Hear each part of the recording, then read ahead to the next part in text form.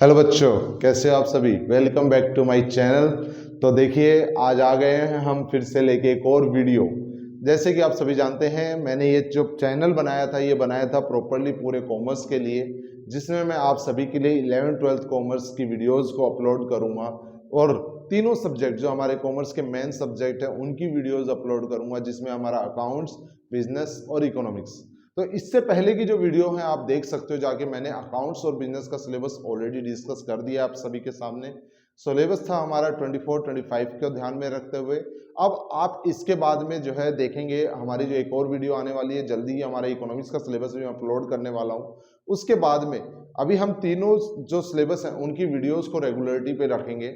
हाँ, मैं जानता हूँ कि बहुत लंबे समय के बाद ये वीडियो बना रहा हूँ, लेकिन अब से आपके साथ में एक प्रॉमिस है कि डेली बेसिस पे एक वीडियो मेरी जो है अपलोड हो, वो होगी ही होगी, ताकि आप अपनी तैयारी के अंदर कंटिन्यूटी रख सकें, आप अपनी तैयारी कंटिन्यू कर सकें, प्रॉपरली कर सकें, आपको बीच में कोई डिस्टरबेंस नहीं हो। इस चीज़ का मैं प्रॉपरली ध्यान रखूंगा। लेकिन तो आज जो है हम शुरू करने वाले हैं हमारे अकाउंट्स का जो है फर्स्ट लेक्चर जो है मैं शुरू करने वाला हूं, जिसमें मैं आपको फर्स्ट चैप्टर हमारा जो अकाउंट्स का है, जो मैंने आपको सिलेबस में डिस्कस किया था, अकाउंटिंग फॉर पार्टनरशिप फर्म।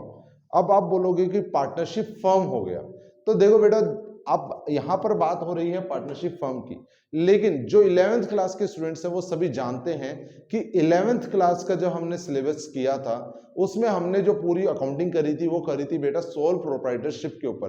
किसके ऊपर करी थी? वो प्रॉपर की थी बेटा सोल प्रोप्राइटरशिप के ऊपर। लेकिन अब की जो अकाउंटिंग होने वाली है हमारी 12th क्लास की, वो कंप्लीटली होने वाली है बेटा पार्टनरशिप फर्म और कंपनीज अकाउंटिंग, कंपनीज फर्म के ऊपर। अब ये होती क्या चीज है, क्या चीज रहती है, इनका क्या मीनिंग है, उन सब चीजों को अब धीरे धीरे क्या करेंगे, अंडरस्टैंड करेंगे। तो मेरे साथ सिर्फ एक ही प्रॉमिस करो कि सभी के सभी लास्ट तक वीडियो के साथ जुड़ेंगे, और हमारा जो कोर्स होगा लास्ट खत्म होगा तब तक आप सभी के सभी जो है मेरे साथ जुड़ेंगे।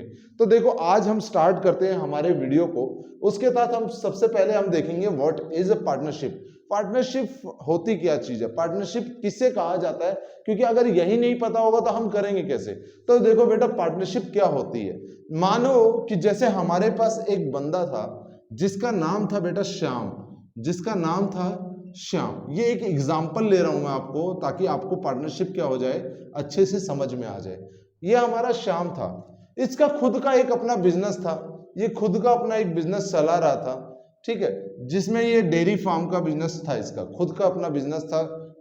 डेयरी फार्म नहीं, हम बात कर सकते हैं जैसे मिल्क सेलिंग का इसका एक बिजनेस था, कि ये मिल्क दूध लेके आता था और सप्लाई करता था, दूध भेजता था, मिल्क सेलर था ये। लेकिन ये क्या था, अब खुद अकेला लेके आता था, छोटे स्केल पे काम था इसका, लेके आता था, थोड़े एरिया में अपना दूध बेचना था, ये एक अपना काम करता था। लेकिन दो बंदे आते हैं इसके पास, अमन एंड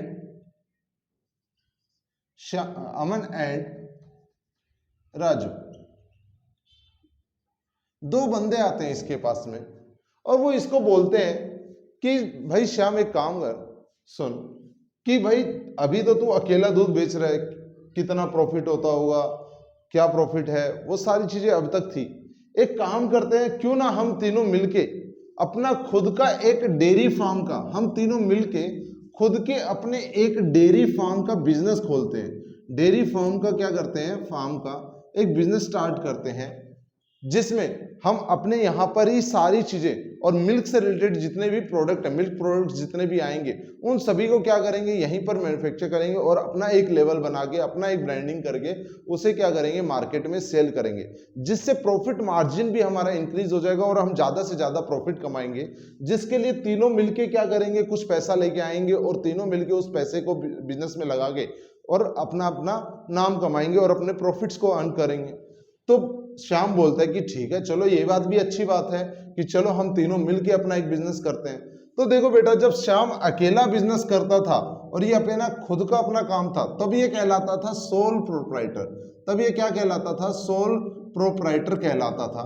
लेकिन जैसे ही अमन और राजू ने इसको अपने एक बिजनेस आइडिया के बारे में बताया, और श्याम उसके लिए एग्री होता है और कुछ टर्म्स एंड कंडीशन होती है, कुछ शर्तों पे एग्री होता है, तब ये तीनों जने क्या हो गए एक साथ में आते हैं। तब तीनों जने क्या हो गए एक साथ में आते हैं और एक डेयरी फार्म का बिजनेस स्टार्ट करते हैं। एक डेयरी फार्म का बिजनेस स्टार्ट करते हैं।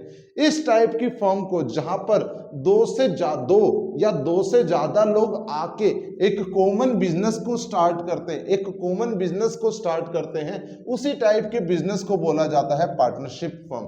उसी टाइप के बिजनेस को बोला जाता है बेटा पार्टनरशिप फर्म। ये तो था हमारा पार्टनरशिप एक्चुअली में होता क्या है, लेकिन इसकी एक्चुअल मीनिंग और इसकी जो एक्चुअल डेफिनेशन है उसको मैं अभी आपको बताता हूं। Wait a minute.